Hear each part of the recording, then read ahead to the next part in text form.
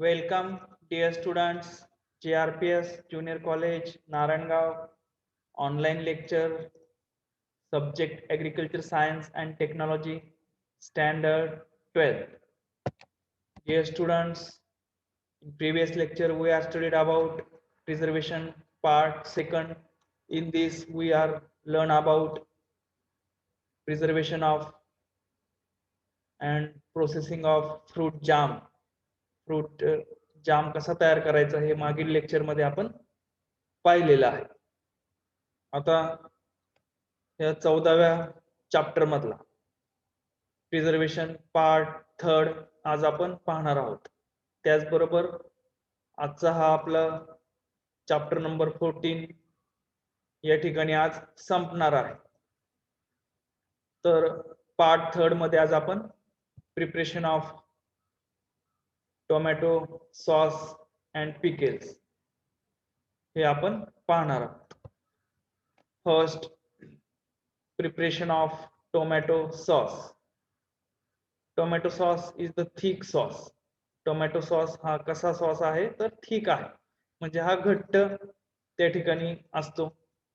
A sauce which does not flow freely and which is highly viscous is called a fruit sauce. तर फळांचा जो sauce आहे किंवा tomato sauce जो आहे तर तो फ्रीली त्या ठिकाणी फ्लो होत नाही, त्याचबरोबर हायली विस्कस कंडिशन मध्ये तो असतो. एकदम घट्ट त्या ठिकाणी हा सॉस बनवला तो तुम्ही त्या ठिकाणी तुमच्या घरी सुद्धा तो असेल तर त्याचं तुम्ही उघडून पहा तर तो बॉटल उलटी केली तरी तो फास्टली त्या ठिकाणी पडत नाही, फ्रीली त्याचा फ्लो होत नाही आणि हायली विस्कस म्हणजे घट्ट त्या ठिकाणी तो असतो. The thick sauce contains sugar, acid and fruit pulp. जो thick sauce आहे त्याच्यामध्ये sugar, acid and fruit pulp त्या ठिकाणी मिक्सचर असतं. Then it should contains 1.2 to 3% acetic acid to ensure keeping quality. त्याचबरोबर यामध्ये त्या ठिकाणी ऍसिटिक ऍसिड 1.2 ते 3% त्याचं प्रमाण असतं टू इन्शुअर कीपिंग क्वालिटी. त्याचं जी कीपिंग क्वालिटी आहे म्हणजे साठवणूक जास्तीत जास्त काळ त्या ठिकाणी व्हावी यासाठी आपण ऍसिटिक ऍसिडचा यूज करतो. The acidity should not exceed 3.4% आणि सॉसची जी ऍसिडिटी आहे तर ती शुड नॉट एक्सीड 3.4%, 3.4%पेक्षा जास्त नसली पाहिजे. The sugar content may be 15 to 30% according to kind of sauce made. त्यानंतर शुगर कंटेंट जी आहे तर ती 15 ते 30% त्या ठिकाणी त्याची असते. काइंड ऑफ सॉस मेड, त्याचा सॉसचा जो प्रकार आहे तो कशा पद्धतीने करणार आहे त्यावरती त्याचं साखर अवलंबून असते. Amongst the tomato sauce, thick, pungent, hot, spicy is preferred by large population. तर टोमॅटो सॉस जो आहे तर तो त्या ठिकाणी कस्टमर्सला किंवा जे लोक पीपल्स आहेत, लोक पॉप्युलेशन्स, तर त्यांना त्यांच्या आवडीनुसार त्या ठिकाणी त्याचं सॉस तयार केला तर मग त्यामध्ये थिक, पंजेंट, हॉट, स्पायसी असे त्याच्यामध्ये वेगवेगळे फ्लेवर्स किंवा चवीनुसार ते बनवले जातात. The FCI has a given specification for tomato sauce as under. तर FCI ने त्याचं काही स्पेसिफिकेशन्स ठरवलेले आहेत. त्यामध्ये tomato sauce having acidity 1.2% and TSS 15 Brix. तर टोमॅटो सॉस ची जी ऍसिडिटी आहे तर ते 1.2% त्या ठिकाणी ठेवायची आहे. त्यानंतर टोटल सॉल्युबल सॉलिड्स ते आहेत 15 ब्रिक्स पर्यंत त्याचं ठेवायचं आहे. Then add only fruit pulp, juice, sugar, spices, salt, vinegar, citric acid, acetic acid, onion, garlic, permitted colour. तर टोमॅटो सॉस मध्ये आपण काय टाकू शकतो तर फ्रूट पल्प, काही फळांचा गर त्या ठिकाणी टाकू शकतो, ज्यूस टाकू शकतो, शुगर, स्पाइसेस म्हणजे मसाल्याचे काही पदार्थ, then salt, vinegar, citric acid, acetic acid हे सगळे प्रिझर्वेटिव्ह आहेत. Then onion, garlic, permitted colour, हे सगळं मटेरियल त्यामध्ये टोमॅटो सॉस मध्ये आपण टाकू शकतो. देन पिकेल्स म्हणजे काय, तर लोणचं. आपण या ठिकाणी आता मागच्या स्लाइड मध्ये पाहिलं तर टोमॅटो सॉसचं त्या ठिकाणी स्पेसिफिकेशन्स पाहिलेले आहेत. देन पिकेल्स म्हणजे लोणचं आपण वेगवेगळ्या फ्रूटचं करू शकतो. त्यामध्ये आपण मँगोचं लोणचं म्हणजे आंब्याचं लोणचं आपल्या इंडियन कंडिशन मध्ये जास्त फेमस आहे. त्याचबरोबर आपण आवळ्याचं सुद्धा लोणचं करतो. त्याचबरोबर मिरची, चिलीचं सुद्धा लोणचं केलं जातं. तर पिकल्स म्हणजे काय, the process of preservation of food in common salt or vinegar is called pickling. त्याला आपण लोणचं असं म्हणतो. तो process of preservation of food in common salt, मिठामध्ये त्याचं त्या ठिकाणी प्रिझर्वेशन करतो किंवा व्हिनेगार मध्ये त्याचं प्रिझर्वेशन करतो, त्याला पिकलिंग प्रोसेस असं म्हणतो. Some of the typical Indian pickles are made from mango, lime, chilli, cabbage, cauliflower and cucumber. तर या ठिकाणी जे टिपिकल इंडियन पिकल्स जे आहेत, सामान्यपणे या ठिकाणी इंडियन कंडिशनला जी लोणचं तयार केलं जातं त्यामध्ये मँगोचं आहे, आंबा, त्यानंतर लाईम, लिंबाचं लोणचं, चिली, मिरची, कॅबेज, कोबी, कॉलीफ्लॉवर म्हणजे आपण जे फ्लावर करतो, अँड कुकुंबरचं सुद्धा त्या ठिकाणी लोणचं केलं जातं.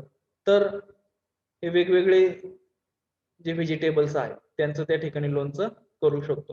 Then pickles have also good export market. पिकल्सला त्या ठिकाणी गुड एक्सपोर्ट मार्केट अवेलेबल आहे. Then pickles are good appetiser and add palatability of meat. तर पिकल्स त्या ठिकाणी गुड ॲपेटायझर आणि पेल्टेबिलिटी आहे, ते चविष्ट त्या ठिकाणी लागतं. त्याचबरोबर त्या ठिकाणी तोंडामध्ये चव निर्माण करण्याचं काम हे पिकल्स लोणचं करतात. त्यानंतर अन्न पचनासाठी सुद्धा त्या ठिकाणी पिकल्सचा वापर केला जातो. जसं आवळ्याचं लोणचं जे आहे त्याचा वापर केला जातो किंवा लिंबाचं लोणचं ॲपेटायझर म्हणून वापरलं जातं. Then they help in digestion by stimulating the flow of gastric juice. त्याचबरोबर डायजेशन मध्ये त्या ठिकाणी ते मदत करते. लोणची जी आहे तर ती डायजेशन मध्ये त्या ठिकाणी टेक पार्ट घेतात आणि गॅस्ट्रिक ज्यूस त्या ठिकाणी तयार करतात. The Indian pickles are prepared with oil, mustard, rapeseeds and sesamum oils are generally used. तर इंडियन पिकल्स जे आहेत म्हणजे इंडियामधले जी लोणची तयार केली जातात त्यामध्ये ऑइलचा वापर होतो, खाद्यतेल, then mustard, rapeseeds and सिसॅमम oil म्हणजे तिळाचं ऑइलचा त्या ठिकाणी वापर केला. त्यामध्ये मोहरी जी आहे तर ती सुद्धा त्या ठिकाणी वापरली जाते. Then preparation of mango pickles. त्या ठिकाणी आता आपल्याला प्रिपरेशन ऑफ मँगो पिकल्स त्या ठिकाणी आपण पाहणार आहोत. Raw material used in pickling should possesses certain definite characteristics. त्याच्यामध्ये जे रॉ मटेरियल आहे त्यामध्ये जे मँगो जे फ्रुट्स वापरायचे आहेत ते त्या ठिकाणी आपण वापरतो आणि डेफिनाइट त्याची कॅरेक्टरिस्टिक्स असली पाहिजे. त्यामध्ये first salt. The common salt is most suitable, preferably use the crystal salt. त्यामध्ये जे मीठ वापरतो आपण ते क्रिस्टलाइन कंडिशन मध्ये ते असलं पाहिजे. Then fruit pieces, firm, mature, raw mango fruits, light acidity, high starch and less sugar used. तर जे फ्रूट पीसेस आपण वापरतो त्यामध्ये परिपक्व झालेले जे कैऱ्या आहेत त्याला आपण कैरी असं म्हणतो. तर त्या कैरी आपण वापरतो त्या फोडून घेतो, त्या मॅच्युअर झालेल्या पाहिजेत किंवा त्या पिकलेल्या पण नसल्या पाहिजेत. पिकलेल्या जर असतील तर त्याचं लोणचं त्या ठिकाणी होत नाही. त्यानंतर लाईट ऍसिडिटी त्याच्यामध्ये पाहिजे, high starch and less sugar content त्याच्यामध्ये पाहिजे. देन शुगर, केन शुगर और jaggery can be used as a little to taste. त्यामध्ये थोडीशी टेस्ट येण्यासाठी ऊसाचे पासून तयार केलेली साखर, केन शुगर किंवा जॅगरी, गुळाची सुद्धा त्या ठिकाणी आपण वापरू शकतो. देन स्पाइसेस स्पायसेस म्हणजे जे मसाल्याचे पदार्थ आहेत ते वेगवेगळे आपण वापरू शकतो. तर spices user depend on the taste and liking of the people. लोकांच्या आवडीनुसार त्या ठिकाणी त्यामध्ये स्पायसेसचा वापर केला जातो. General mix the spice user are clove, pepper, coriander seeds, mustard seeds, cardamom, onion, garlic, mace, ginger, cinnamon, red chilli powder and turmeric powder. तर हे सगळे मसाल्याचे पदार्थ आहेत. हे सगळे आपण त्यामध्ये मँगो पिकल्स मध्ये वापरू शकतो. Then oil. The oil is used to improve taste, keeping quality and appearance of pickles. Refined oil of any seed may be used. Generally mustard oil is used for red color. तर ऑइलचा जो वापर आहे तो या ठिकाणी common जे oil वापरलं जातं त्यामध्ये रिफाइंड ऑइल त्या ठिकाणी वापरतात किंवा मस्टर्ड ऑइल म्हणजे जे मस्टर्ड म्हणजे मोहरीचं ऑइल आपण त्या ठिकाणी वापरू शकतो, कारण त्याला त्या ठिकाणी रेड कलर असतो आणि तो रेड कलर त्या ठिकाणी अट्रॅक्टिव्ह कलर त्या लोणच्याचा त्या ठिकाणी येतो. देन व्हिनेगर और acetic acid. Vinegar contains acetic acid up to 3 to 5% and used in pickles to improve taste, check the growth of microorganism. तर या ठिकाणी व्हिनेगरचा जो वापर आहे contain acetic acid up to 3 to 5%. Vinegar म्हणजे ऍसिटिक ऍसिड. तर त्यामध्ये 3 ते 5% पर्यंत त्याचं प्रमाण पाहिजे. Used in pickles to improve taste. त्याची टेस्ट त्या ठिकाणी इम्प्रूव्ह करण्यासाठी वापर होतो. त्याचबरोबर check the growth of micro organism. Micro ऑर्गॅनिझमची वाढ त्या ठिकाणी होऊ देत नाही म्हणून प्रिझर्वेटिव्ह म्हणून पण व्हिनेगर आणि ऍसिटिक ऍसिडचा आपण वापर करतो. देन प्रिझर्वेटिव्ह मध्ये sodium benzoate is used in pickles for checking the growth of micro organism. Add benzoic acid 250 milligram per KG of pickles. त्यामध्ये प्रिझर्वेटिव्ह म्हणून आपण त्या ठिकाणी सोडियम बेन्झोएटचा त्या ठिकाणी वापर करतो. मग त्यामध्ये मायक्रो ऑर्गॅनिझमची ग्रोथ त्या ठिकाणी थांबवण्याचं काम सोडियम बेन्झोएट करतं. सोडियम बेन्झोएट किती वापरायचं आहे पिकल्स मध्ये तर 250 milligram per KG of pickles. 1 kilo जर आपल्याकडं त्या ठिकाणी पिकल करायचं असेल तर 250 मिलीग्रॅम त्या ठिकाणी वापरायचं आहे. Then recipe mango pickles. Mango pickles जी रेसिपी आहे ती या ठिकाणी दिलेली आहे. मँगो रॉ पीसेस ज्या कैऱ्या आपण फोडून घेतो त्या 1 किलो त्या ठिकाणी दिलेल्या आहेत. Then salt 226 gram 226 gram salt वापरायचं आहे. देन फिनोग्रिक ग्राउंड पावडर त्यामध्ये मेथीची जी पावडर आहे ती या ठिकाणी वापरली जाते 28 ग्रॅम.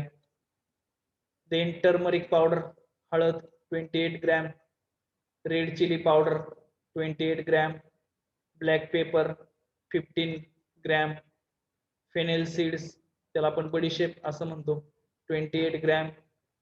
गरम मसाला 28 ग्रॅम.